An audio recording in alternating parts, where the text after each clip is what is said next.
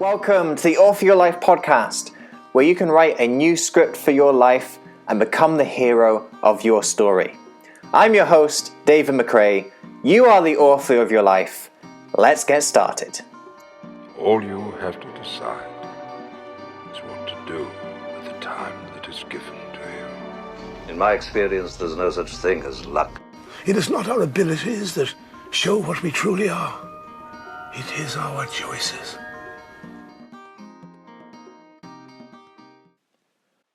Hello, story changers, and welcome back to another Isolation Inspiration interview. Today's interview is with Suzanne Daniels. After years of legal process, after becoming one of the most high-profile whistleblowers in the world, Suzanne became a life coach who helps women make the transition from full-time career woman and/or mum to successful entrepreneur. Her coaching programs help her clients build the mindset, strategies, and structure required to run an income-generating business. A former corporate legal executive and single mum, Suzanne started her coaching business in 2019 to help other women deal with the sometimes overwhelming aspect of starting a new business while still being mum and running a household. Prior to becoming a coach, Suzanne spent over 25 years as a corporate lawyer and strategist alongside being mum of a daughter who is blind. Today, Suzanne offers a wide range of programs and services from individual coaching to masterminds and keynote speeches. In this interview, you will learn when you know something is wrong, speak up. If you are planning a difficult undertaking, put help in place before you start. What Suzanne's daughter who is blind has taught her about her imagination, how to get people to listen who aren't taking coronavirus seriously. You will learn this and so much more in this interview with Suzanne Daniels. Suzanne, welcome to the Author Your Life podcast. Thank you, David. I'd like to begin, Suzanne, by giving you the opportunity to share some of your story with us today. Would you like to tell the audience a little bit about what has led you to where you are here today? Okay. Hello, everyone. If you were to Google my name, because my full name is Suzanne Daniels, you would find that I am one of the biggest whistleblowers. Well, that's what I'm told. I didn't always start out that way. I was a corporate legal executive. I was the head of legal and compliance in the utility here in South Africa. But there came a time when what was happening did not resonate with who I was, what I stand for, and my ethics and values. And I went through quite a trying time having to reconcile what was happening in the organization to what I needed to do. And then I decided to take a stand and say no more. And obviously, once I decided to do that, people started taking notice. They heard what I had to say, and they quickly realized that I would be threatening their very livelihood and their very being. And that set off a process of harassment in the workplace, bullying. I had to go to court a couple of times, but I eventually lost my job. Because I, at that stage, also, didn't have much fight left in me. It's like definitely the corporate bully and the lone voice. I think that for me was the most shocking thing in that experience, is that I was literally a lone voice. Our company had 47,000 employees.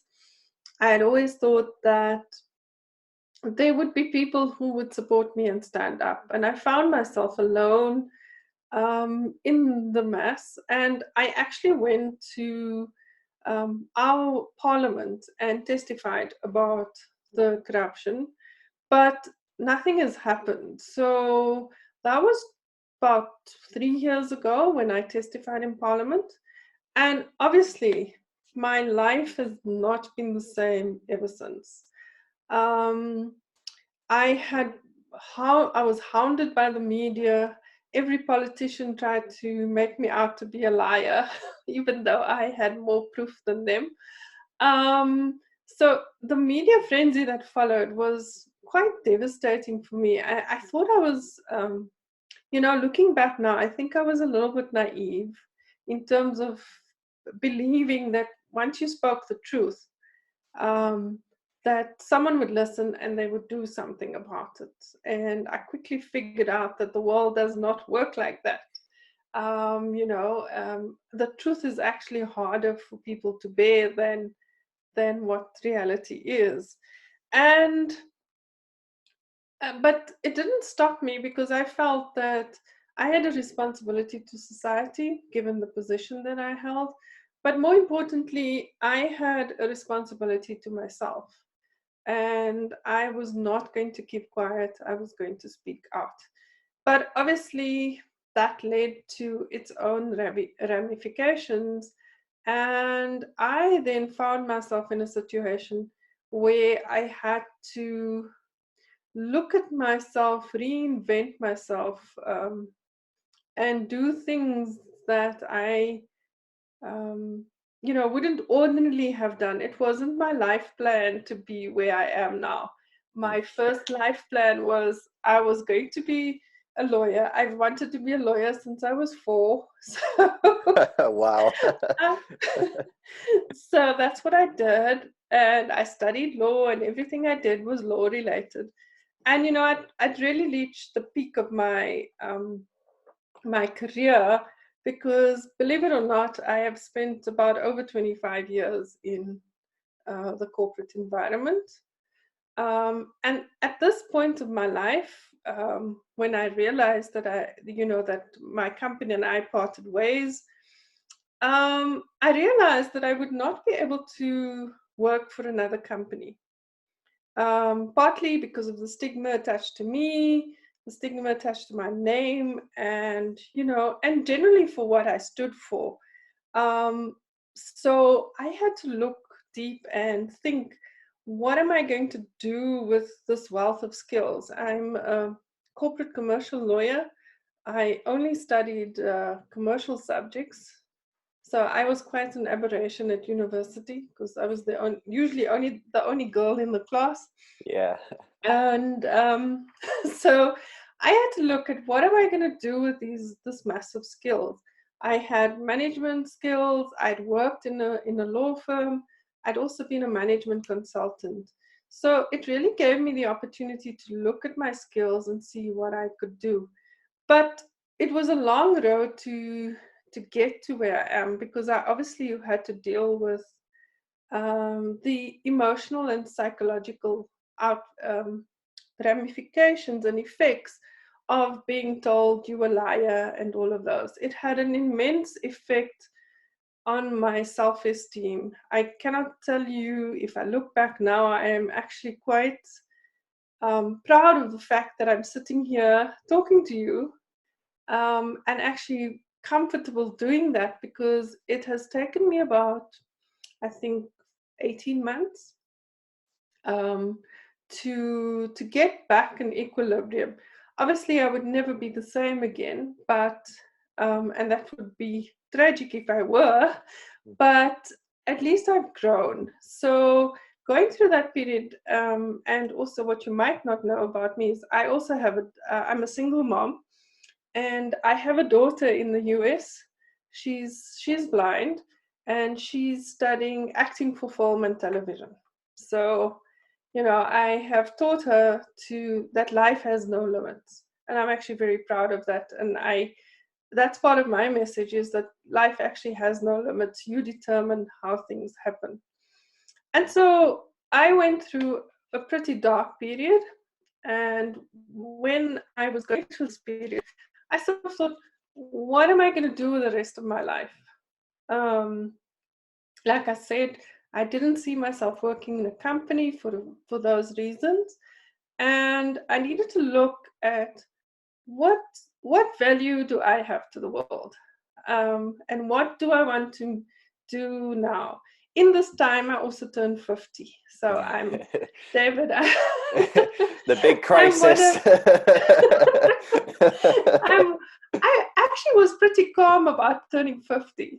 After all the upheaval in my life. 50 was like just, I actually saw it as a milestone that I reached, and it was something that I wanted to celebrate.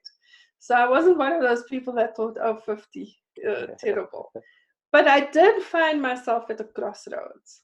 Um, and it is that crossroads that made me, um, think very soberly about what do I want to do with the rest of my life? How am I going to use all my skills and experience, and who am I going to share that with?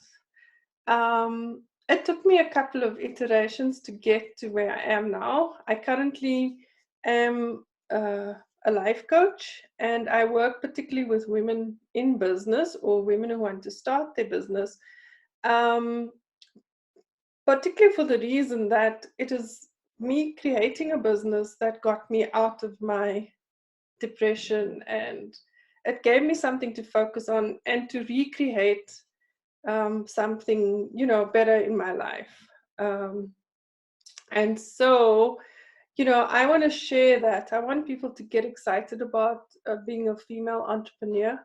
I want them to make the impact. I want them to believe that they do have value, and that they are competent, because I think a lot of females and women, we often our own worst enemy. Lots of clients who said, I want to do this, but I'm not sure how, and I think that has been sort of my main driver, is to make sure that women are empowered and able to make those decisions and have the confidence to carry on, and also have the support to do so. Yeah.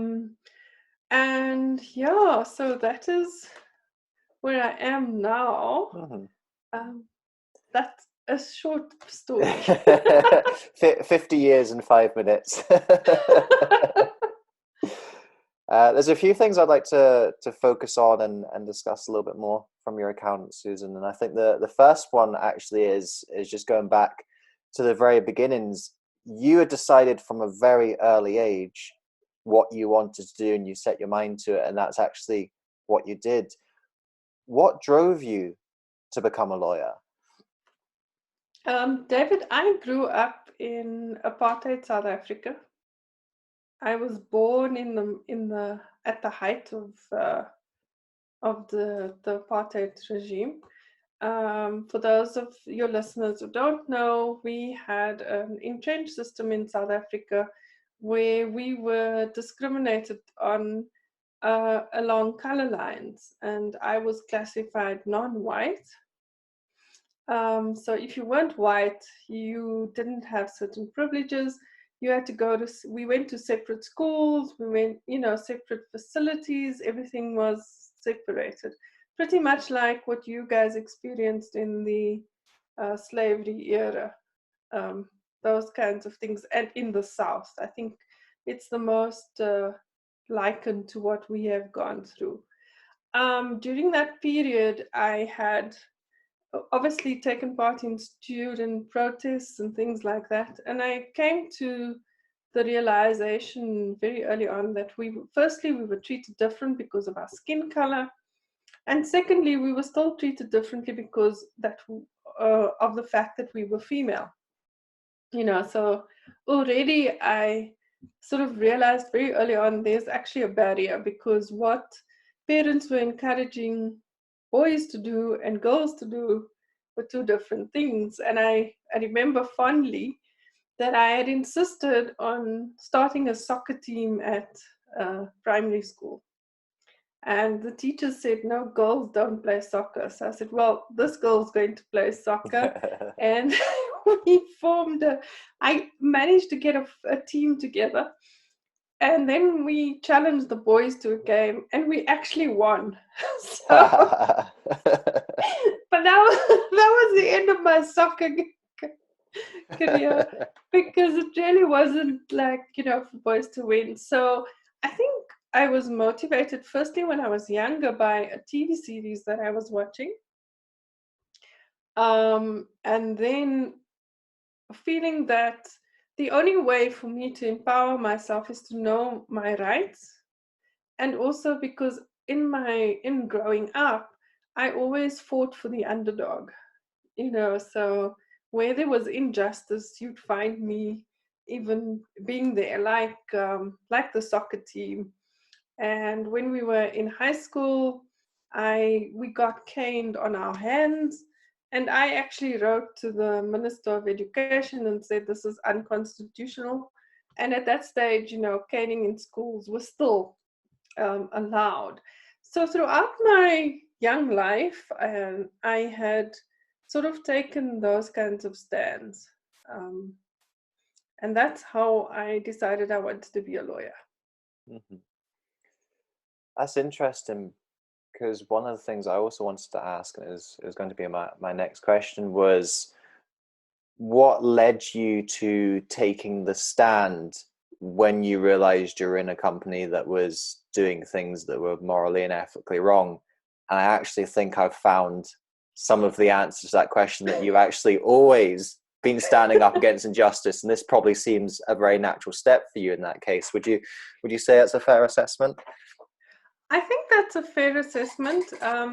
My friends who've known me from young age, actually, when I came out, obviously I didn't speak to too many people about it, and my testimony in Parliament was televised nationally. So what happened was that I obviously got telephone calls after that. And most of my friends who've known me for a long time said, Suzanne, I wasn't surprised to see what you did. You know, that's just the person that you are. I think for myself at that time, it was more, it was against my values and my ethics. But in the beginning, I also had the doubts, and I also felt that I have a daughter to look after. I'm a single mom, so I'll just keep quiet and do my job and carry on. But there does come a time when you have to take a stand and you have to make those decisions. And whether those decisions are painful or not, you actually come to a point where you are forced to choose, because of your own my own value system. And that point came, and it really wasn't a difficult choice to make then, at that point. So I think, yes, driving, looking at my background and how I always fought injustice. But at the other hand, also from a professional point of view, I felt that I had taken an oath to uphold the laws of my country.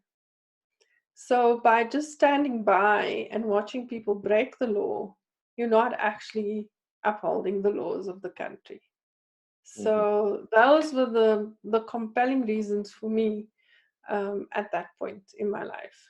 Mhm. This is something that I'm really fascinated by, is the decision making progress or process. Sorry, when you have a decision to make and you know it's going to change your life one way or the other. How do you decide what to do? Can you share with us a little bit more about, this was something that I suspect has been playing on your mind for a while, and you'd been pushing under the rug and, as you said, getting along with things. What was your thought process when you said, well, actually, now is the time that I need to act? What was going through your mind as you made that decision? Well, there were a series of incidences. I got threatened that to with being fired, and the relationship between myself and the board had reached such an acrimonious place, that they weren't really keen on having me around. Up until then, also, so I had to do press conferences and things like that as the lawyer.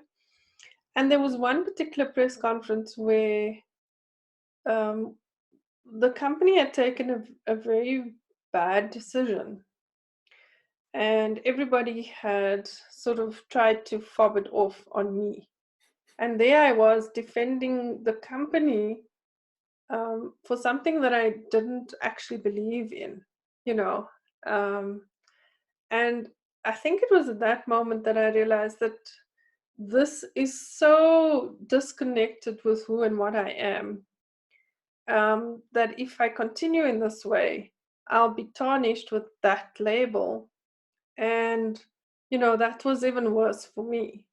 I luckily had a month's holiday just after that press conference, and I was able to look at the evidence that I had more soberly and more leisurely. In fact, I was in the US at the time. My daughter was on set. She was filming. She's been wanting to be an actress for a long time. So, she was at junior camp. And I was on set actually going through my evidence. And I think the point came when I had connected the dots and my suspicions were confirmed, that I came to a point where I said, okay, Suzanne, now that you know, what are you going to do about it? Up until that point, I said to myself, you can be forgiven for saying, I didn't know. But now that you've pieced everything together, there's no way that you can say you didn't know. And what are you going to do about it? So that was really the turning point for me, in terms of my own decision making. I didn't know how I was going to tell the truth at that time or how I was going to get it out. In fact, I went to see a lawyer about my employment situation. And then I asked her, how do I get this out? Because my first idea was to call a press conference and just, and she said, no, that's not safe. These kinds of things. And then I realized that this is going to really change my life. And it did in ways that I just didn't ever imagine possible. I thought having the protection of acting in the interest of the company would welcome it. That just didn't happen.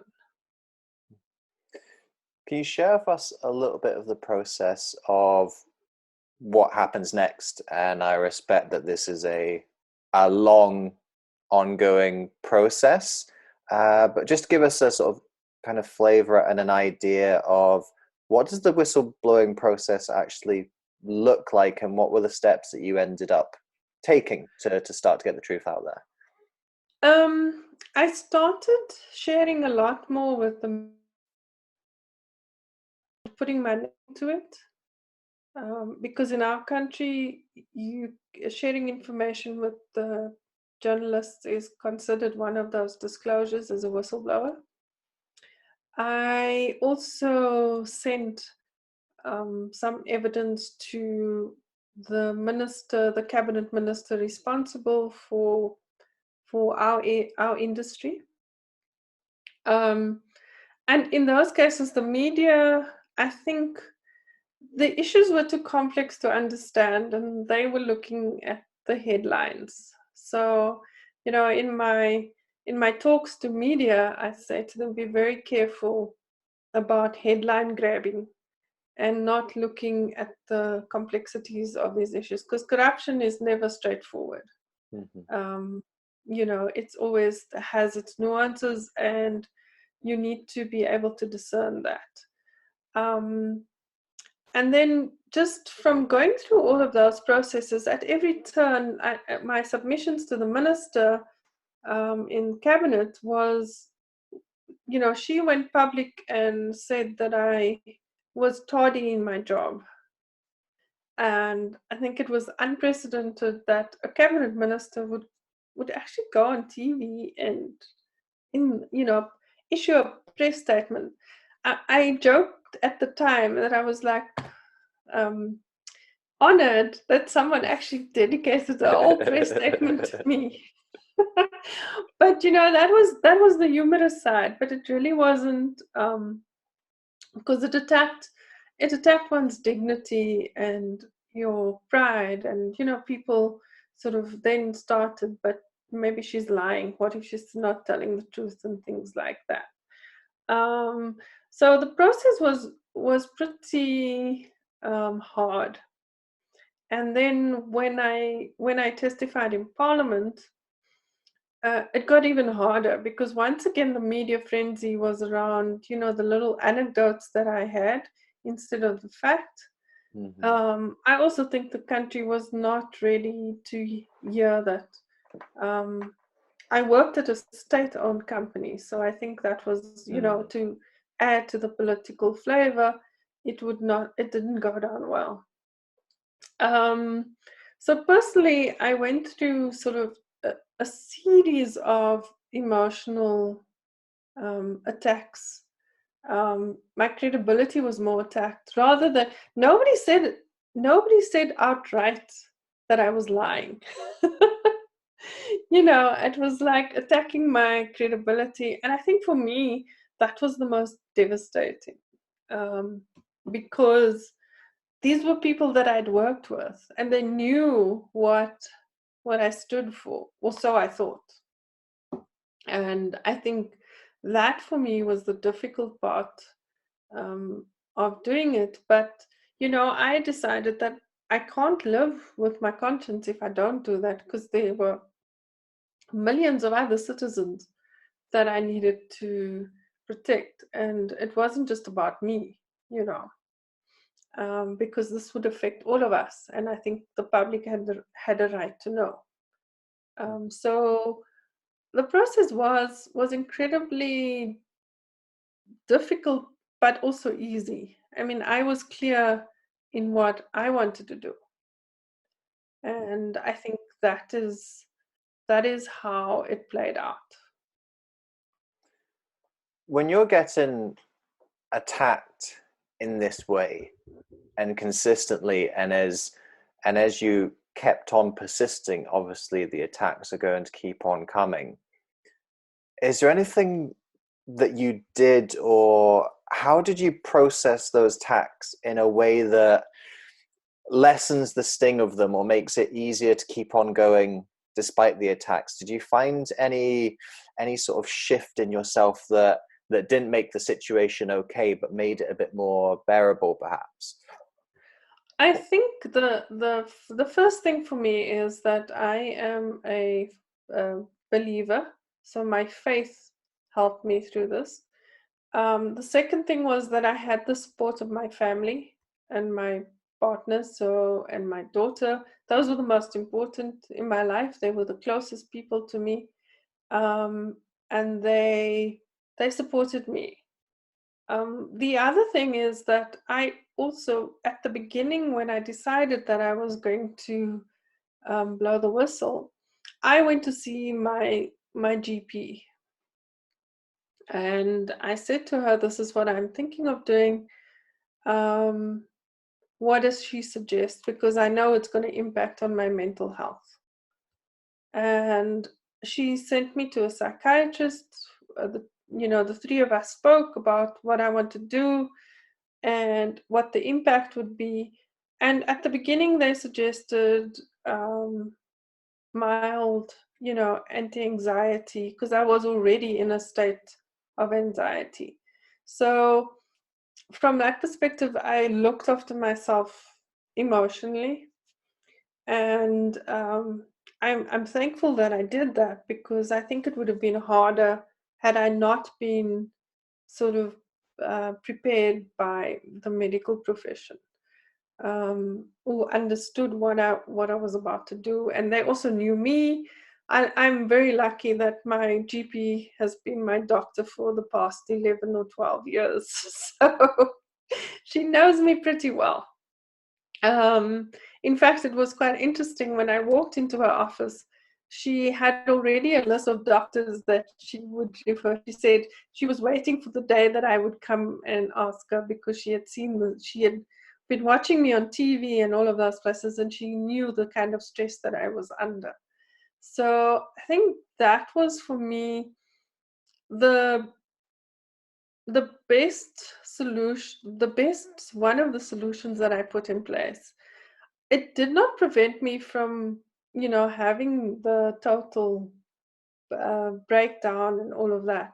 But I do think that what it helped is it allowed me to get through the difficult times and then have my breakdown in my own space, in my own time, and recover in my own space, in my own time. Um, when I started seeing someone, a counselor, it actually made sense, and I got better much faster than what I would have had I not had that support. Mm. Because I have spoken to other whistleblowers. You can appreciate then whistleblowers would because I was such a high profile whistleblower. Other whistleblowers started contacting me, and their stories were quite scary in terms of, and I realized that nothing prepares you for that psychological and mental side of things. How strong you actually have to be to do that. It's definitely not glamorous. Some of them were alcoholics, substance dependent, and just generally not in a good space. And that's when I decided to do some work in that area and actually tell my story and make sure that people understand that you don't have to succumb to those circumstances. There is hope. There is life after that. I suppose that makes the job of whistleblower more difficult. As you said, you got a lot of tax on your credibility. And for them, if it ever gets found out that they are an alcoholic or they are abusing substances, then that would get used against them as, well, they're just a junkie. They don't know what they're talking about. When actually the irony is that the situation of trying to tell the truth has made them resort to a path of addiction and a way to cope. Yes, and I think that is that is the saddest thing about it. Even um, I'm litigating against my former employer, and at the same time, I had to say to my doctors that I actually wasn't ready to give evidence in court, and it took us quite a while because we had to write a medical report. Well, my doctors had to. It took them quite a while because they said to me, they don't want this if it gets out in the public domain, they don't want it to be seen that I am, mentally not capable. It's Yeah. just that they don't recommend that I go through that litigation process right now. So like I said, there's always that stigma attached to you in whatever form. And yes, I've become quite circumspect of who I let into my life because of that. So it is a different path that I'm now on. I used to have like hordes of friends, hordes of colleagues, and now they've whittled down to a few. And I can attribute it to how circumspect I had to be in this process. Mm-hmm.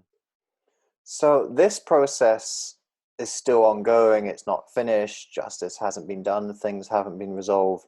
What are the next steps for you, and what are you now finding yourself doing in a way to try and resolve this and bring it all to a close? Well, I think the fact that nobody has been prosecuted right now is my biggest disappointment. There's overwhelming evidence. It's ironic, even subsequent to my coming out and testifying, there have been other exposures of the people in various transactions. So I think that I have come to accept, for my own purposes, that I may not get the closure that I want. In terms of there's a line in the sand and it's finished. I will pursue the litigation, but I'm not expecting that there would be arrests in my sort of time. I always joke that they mustn't ask me to come and testify as a witness in my 60s, because by then I would have forgotten. They'll be using that against you. Oh, she's got dementia. She doesn't know what she's talking about.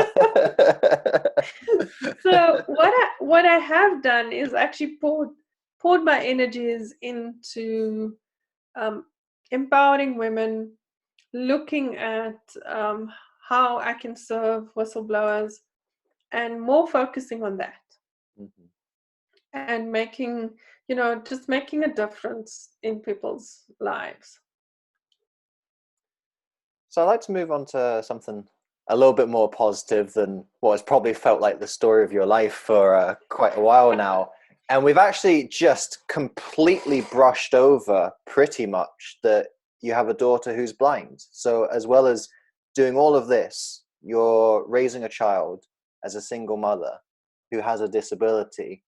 First question, how have you managed to do all of that at the same time? I must admit, I'm not sure.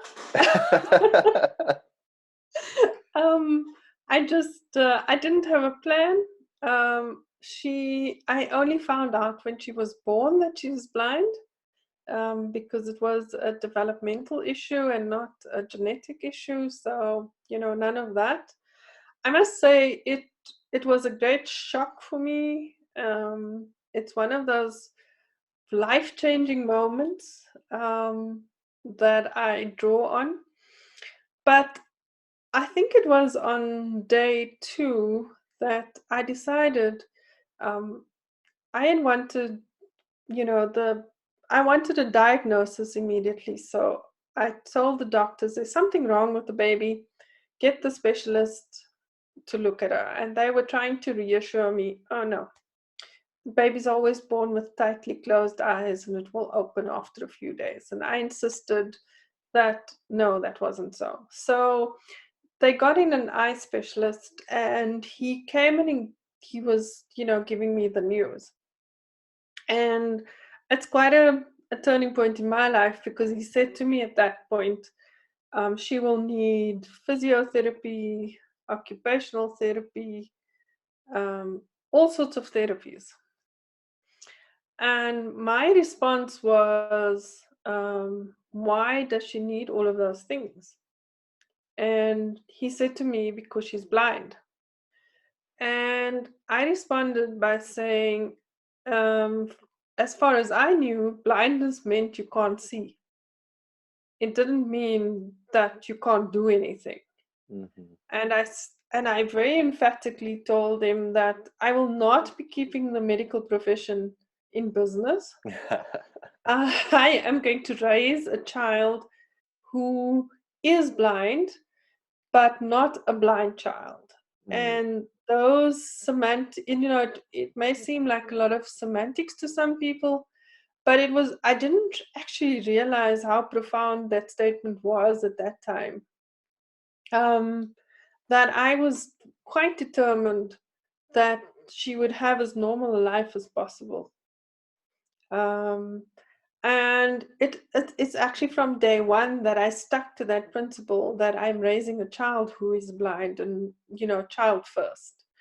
And it wasn't easy in the beginning, because I had to now, all the baby books that I had read had not prepared me for this. Yeah. So I basically had to look at the baby books and actually adapt it. And adapt all the books that I'd read about blind children always said what they can't do. They never focused on what the child can do. And that was the approach that I took. So I started looking at, how do I teach my baby to do those things that she can do, and encourage her to do those things. Also, the doctor said that she would be 6 months behind, in terms of development. I think she's been 6 months ahead of those kinds of things. I mean, she also very early on told me she wanted to be an actress. She was actually 8 at the time. And I was like, no, you're going Runs to in be the a family, lawyer. clearly, knowing what you want to do from a young age. No, I said to her, no, you're going to be a lawyer. Because she's very bright and she could argue with me even at that young age. And then I saw her acting. She played the part of the headmistress, and the headmistress was in her 60s. And here was this 8-year-old child, you know, actually displaying the characteristics of a 60-year-old. And I could, while I was watching her act, I mean, I could see the 60-year-old and not her. So then I said to her, okay, I think you're serious. I think you can do this.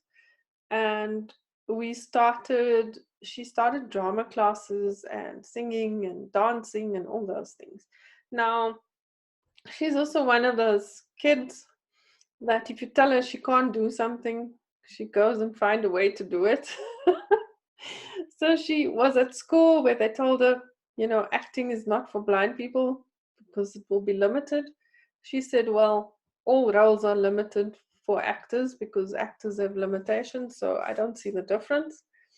And she's been studying her craft since then, and now she's actually in Los Angeles. She's halfway through a degree. She's studying acting for film and television.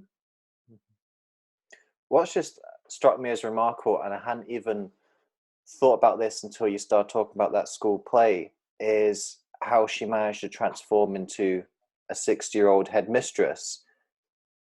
But she won't have seen a 60-year-old, she won't have seen the mannerisms and what they do and how they walk and stuff. So actually that struck me as even more remarkable, that she's been able to model that and be an actor without one of the senses of sight, which is probably the biggest source of information in terms of how do you pretend to be someone else. Well, you see, that for me was the shocker for me, that she could mimic those mannerisms to such a degree. It means that she's incredibly intuitive, without even seeing, and that she actually observes much more than what we think. So I have not taken it very lightly since then, because I mean, that was huge respect to her. She does it now in her roles as well. She's appeared in lots of productions and things like that.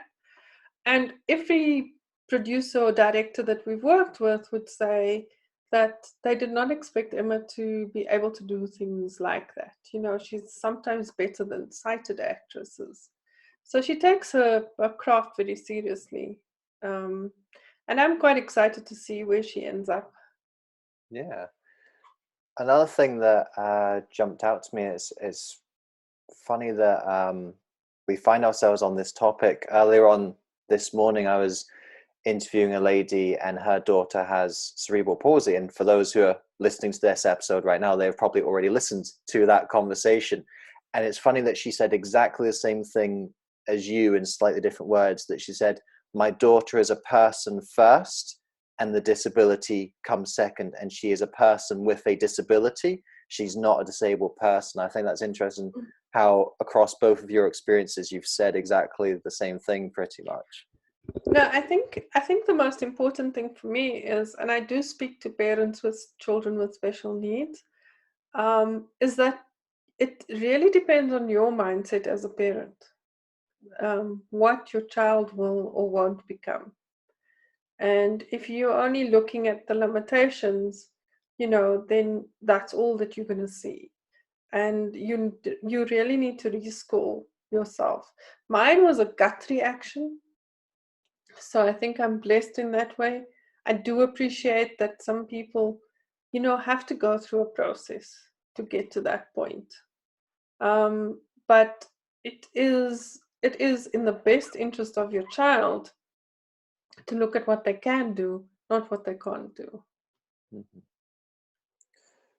I like to shift gears a little bit, and we've been talking about your story and your kind of challenges and struggles, and we've managed to avoid the elephant in the room so far. But of course, what we're all going through across the world, here in the UK, down there in South Africa, is the C word.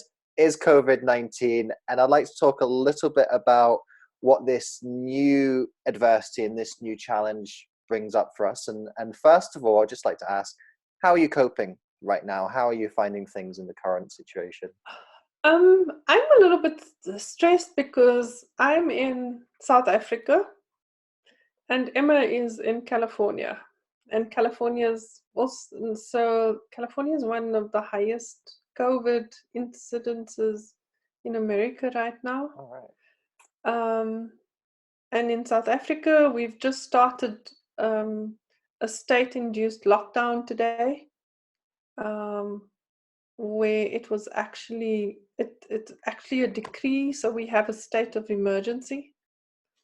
We've had our first deaths today. 2 people have died of corona, and our transmission rate at the moment is 1,000 people.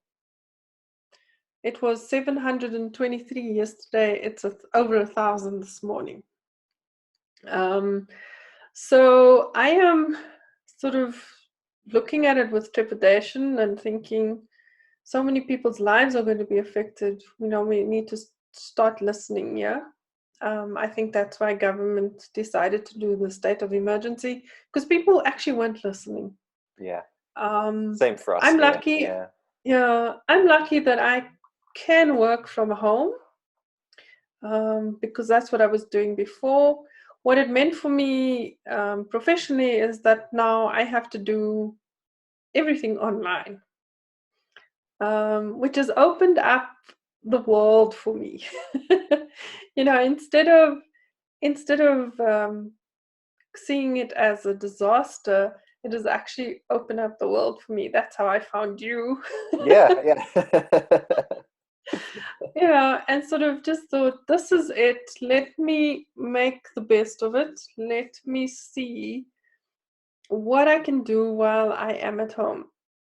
I run an Airbnb from home. It affected that because the first industry to be affected was the tourism industry. So from a financial point of view, it's not that great. From an emotional point of view, the one thing is that I stress about my daughter being on the other side of the world. But she's being careful, and they're doing online teaching now. So they are at home. I just think I'm a bit concerned that people are not taking it as seriously as they should. We also have other issues in our country, but it now appears that it's global in terms of recession and the impact on people's jobs. I actually wrote a blog post yesterday which said, the last 10 days have made me relook at how I communicate, how I do things, and even my team dynamics has changed because now we all online and talking to each other. We can't get together and have that cup of coffee. And it also has affected the way that I interact with my family and friends. So whether we like it or not, when this is over, our lives would have irrevocably changed. And I think it's important that people accept that and also learn different skills to cope with it. I think the job market is going to be affected the most. And, people need to start thinking of reskilling or starting their own businesses. I think working from home is here to stay. Yeah. It's not going to be an oddity now. But surprisingly, not many companies were geared up to have remote working. So I think they've just been frog leaped into the 20th century. Or what's it? Leapfrogged into the 20th century. And if they weren't aware of the fourth industrial revolution, I think now they are. So I think it's important what you're saying about how people aren't listening. And I think, to be fair, when things first started out, we were maybe unsure of the scale and how this was going to play out. And I don't think that lack of information is now a problem. I think the information is clear. This is a serious problem. There's more and more precautions that we have to take, and there's more and more precautions you will have to take if you don't start taking these ones down here. And I think it's actually an interesting link how for a lot of your life you have been trying to get people to listen with your campaigning. Is there anything that you've learned from what you've been doing in that domain, trying to get people to listen, that you think might help us for if we've got friends or families or colleagues who just aren't really taking this seriously and they're not paying attention to the information? What can we do about it? I think the best is to continue talking to people. Now it's more important that you are able to communicate, and that you are not, that you don't back down when someone says no to you. I don't mean nagging. I just mean that you have to make that extra effort. I think that's incumbent on all of us to make sure that people actually understand the gravity of the situation. And you can also do it in ways that are not so intrusive, because do it by how you live by example. Those are the most the loudest noise. I've started online virtual coffee chats with my friends and colleagues just to give that support. I also do group coaching, free group coaching in my group, to give that support to women. I've also upped my social presence, and I'm not selling anymore. I'm just talking about it, talking, like you say, talking about the elephant in the room. And I also give them real examples of how it affects me, in terms of the unsurety, or the insecurity about having Emma overseas, the insecurity of how I'm going to be earning, those kinds of things. It makes it real, and it makes it, there is a point where you can speak to your friends, your colleagues, and your family people on the same level, because they always think, no, it won't affect them. As a lawyer, I've been very busy having to advise people on the implications on the employment contracts. People are now realizing. And what I found is that 99% of them hadn't read the contracts when they signed it. Yeah. So, it's kind of, it has multiplier effects. And I think people need to be conscious and be very vigilant in this time. From my own experience, I think that's why I'm so calm about it. And people have asked me, why am I calm? So I said, well, I've actually had to redo myself a couple of times in my life, and I think I'm taking the lessons from there. That look at the positive.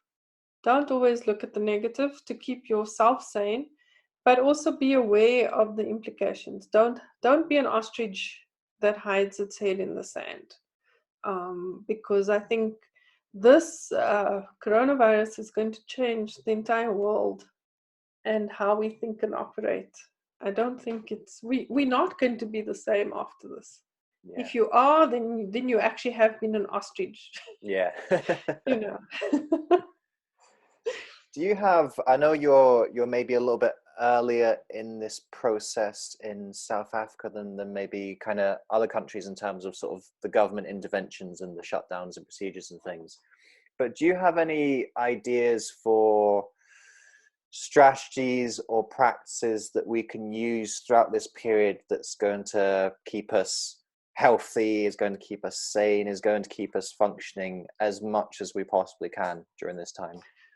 Yeah, I've stepped up. I have a morning routine. I have my coffee. I have my conversation with God. I do my meditations, affirmations. what I've started doing is writing down things that I'm grateful for every morning. As simple as it is, it was hard in the beginning to say, what am I grateful for? And like today, I said, I'm grateful for my health. I'm grateful that my daughter is safe, and that I have the ability to work. So those were my 3 gratitudes for today. And every morning, I find that if you do that, you actually realize that there's a reason for you to carry on. I've also started, as we can't go to the gym now, I've started exercising at home. I also get up every every 20 minutes and walk around and make sure that I'm staying fit. I watch my diet because I think it's important that you eat properly now so that your immune system does not become compromised. Take those vitamins that you hated before, you know. Make sure that you get enough rest. I've also made, it's very easy when you work on your own to like spend the whole day, and then you realize it's 18 hours later. But I make special effort to get my 8 hours sleep, and also be kind to yourself. If you don't feel like doing things, it's not the end of the world. You'll catch up. You must recognize that this will have an emotional impact. We are social beings by nature anyway, so being isolated has its issues. Reach out. What I've done is I make sure that I email, text, or call at least 10 of my friends every day, so that they know that there's someone looking out for them or supporting them. And that also gives me a sense of accomplishment. So that's the way that I've been able to keep positive during this time. Mm-hmm. Do you think there's any opportunities in this current situation? I think there are. You have to sort of think out of the box. And I think it's also important that you look at companies are going to be right sizing as a matter of survival. So there are going to be employees lost. There are going to be job losses. So it's a good time for certain people to look at how that will impact them. What will they do after this? I don't know when that after would be. Some people are saying that it would last for the rest of the year or even longer. So I think it's a good time for people to do that evaluation and just make sure. I also re-looked at my skills and experience and see where can I offer them best right now. And I think you're going to have to sort of, recalibrate. Some people would have to reinvent themselves on a personal level. If they're in business, they're also going to have to look at how does doing business now become the new norm? What in it is going to make it normal for them again? Because I think the online space has now become the office. Yeah. And we all have to learn how to communicate and participate in that world. And there's lots of noise now. I mean, ironically, since coronavirus started, we started with people staying at home, minimizing social contact. The internet has been affected. We have we have a lot more interruptions for someone that's worked at home all the time. So it's like, something's up. My email is slower and things like that. But I think it's a good time for people to just reevaluate their lives. I think from a personal perspective, I've had a couple of clients who are executives in companies who've actually now come to the point and saying, do I really want to do this for the rest of my life? There must be more to what I'm doing. And I'd say, I can relate to that. But I think that every person, even the education system is affected in how are we going to school our kids going forward. Parents are quite anxious about them not losing out on education and now having to play a bigger role in educating their children because now they're at home and there's some part of homeschooling. I I tease my friends that have young children. I said, I'm sure during this time you are appreciating the value of a teacher in your child's life. Yeah.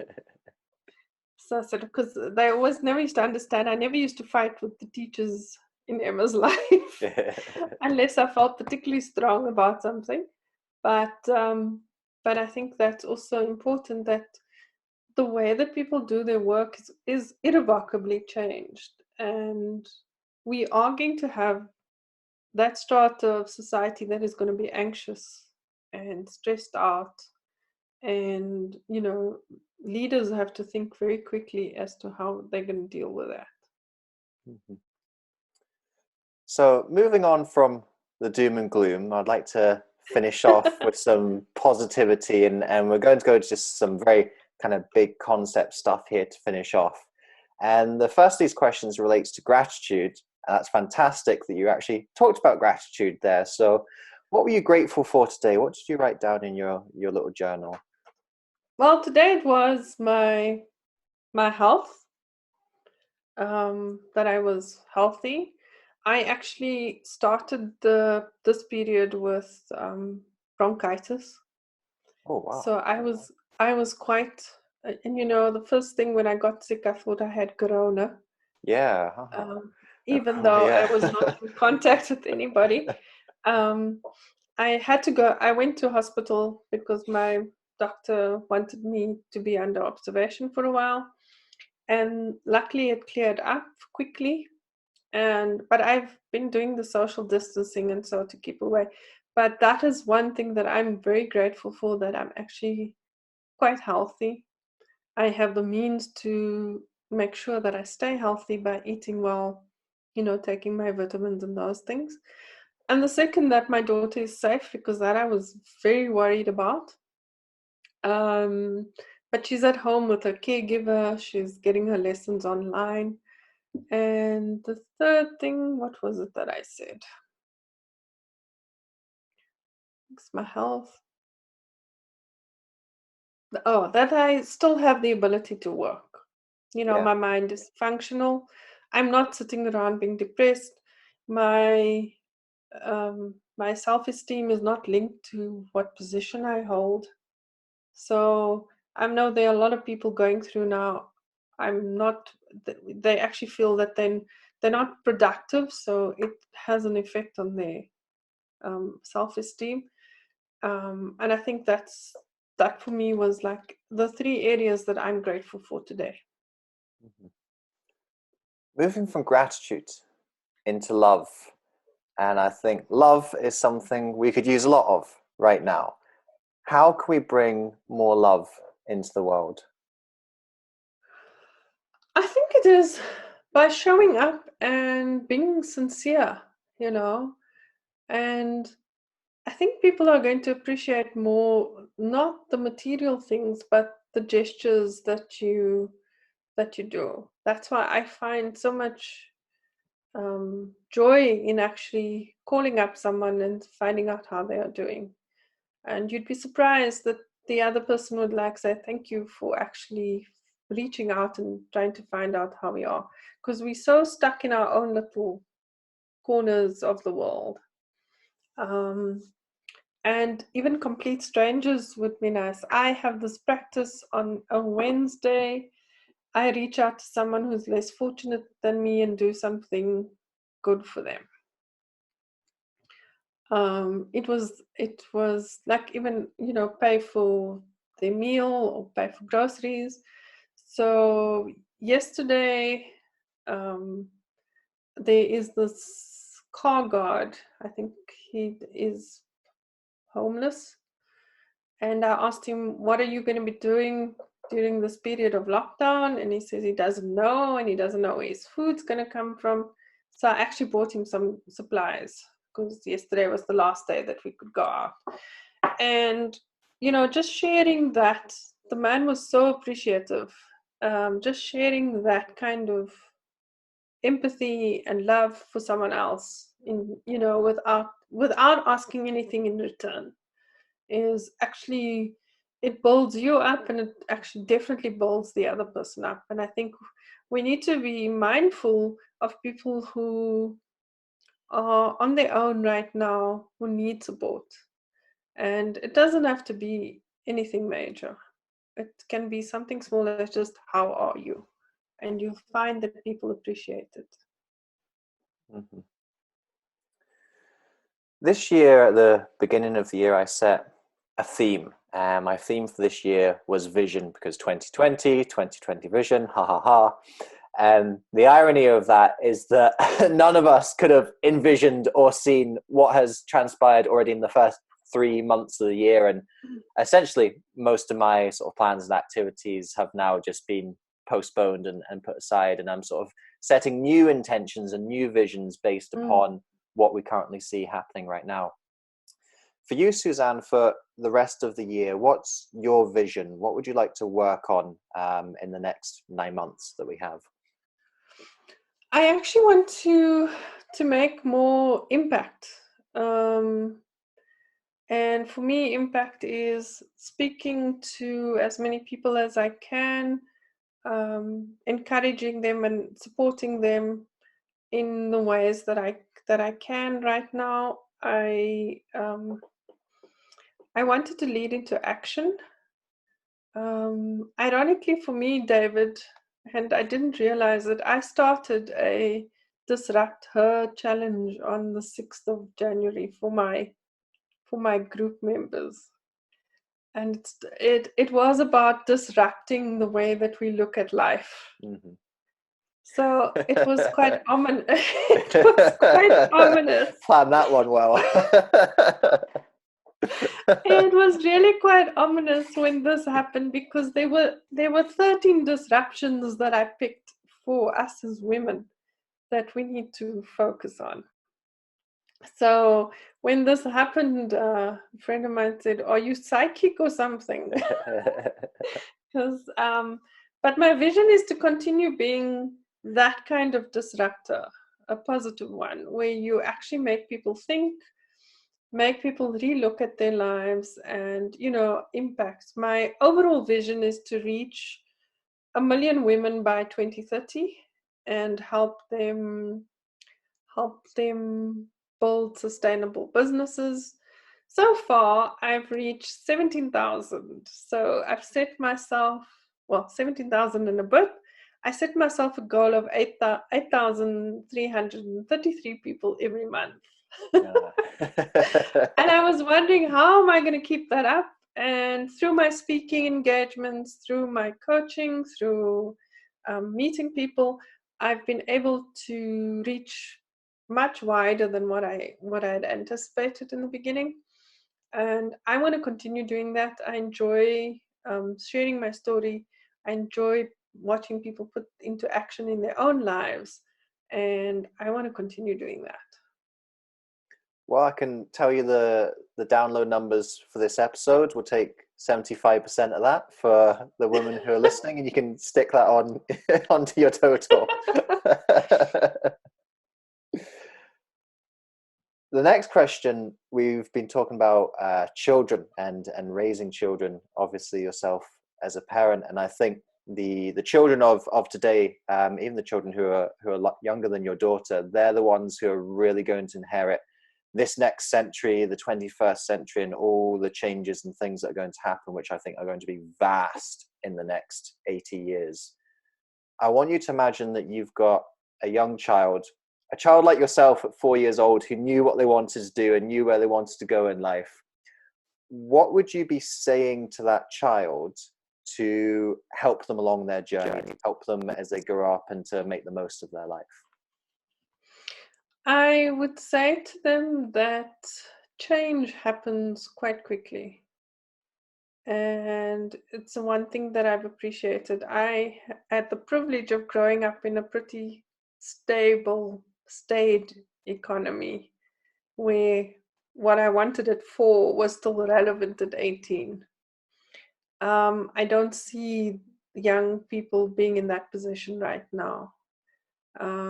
Be creative about how you think, support that, encourage children to explore beyond what their parents think, because I don't think we have any inkling, like you say, what's going to happen in the next 80 years. We don't even know what's going to happen in the next 8 days, Yeah. seconds. So I think that children need to be taught that agility, that adaptability, because it is frightening when there's so much change that there's very little certainty. I think the certainty will be around creating good parenting, good relationships with your parents, good relationship with your family and your friends, so that you have that support, because everything else is rather fluid.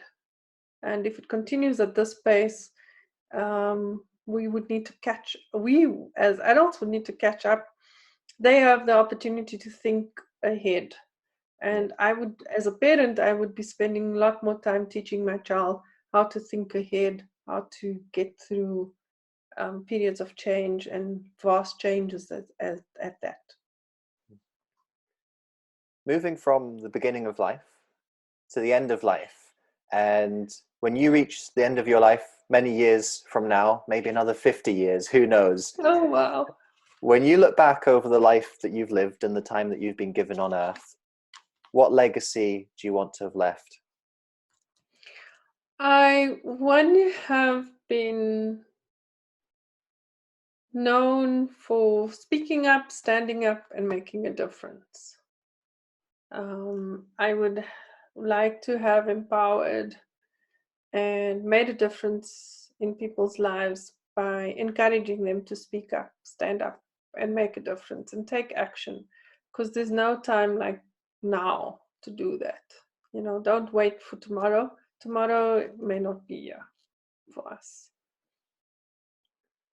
Suzanne, for people who've been listening today and they've resonated with your story, with your message, and they want to find out a little bit more about who you are and the work that you're doing now and how you're supporting people now, where would you be directing people to go to find out more information? You can find me on social media at the moment. My Facebook page is basically my name, Suzanne Daniels. And I do have a business page as well. It's called Suzanne Daniels Official. And I'm on LinkedIn as well. My website is taking a bit longer to build, but that would be suzannedaniels.coach. And if you want to contact me, you can message me on Facebook, or you can email me at suzannedaniels.coach. Well, Suzanne, I'd just like to thank you for joining me here today. I think what I've really picked up, and you actually just mentioned it right at the end there, is I think you really stand up for people. You've stood up for yourself. You've stood up for, against really injustice, against immoral and unethical behavior. And even now you're continuing to think about how can you stand up for people? How can you continue to help and serve people? So I just like to mark that and appreciate you bringing that spirit and that energy into our conversation today. Thank you. To continue to help you through this isolation period, I've decided to open up my Author Your Life Academy for free for the next 3 months.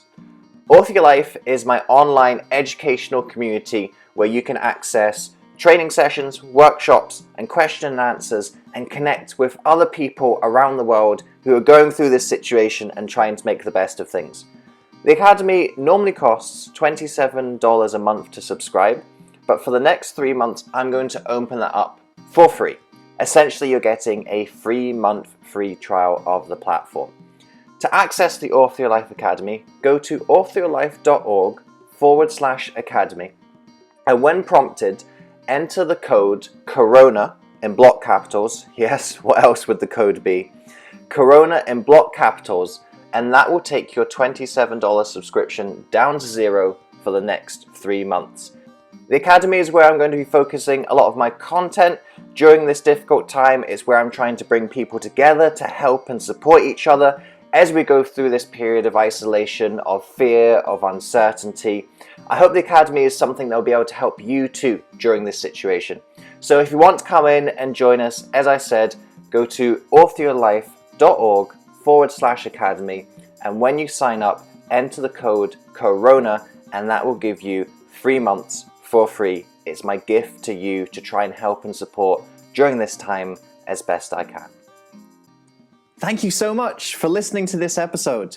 If you enjoyed this episode, I'd appreciate it hugely if you could head over to iTunes and leave a rating and review for the podcast.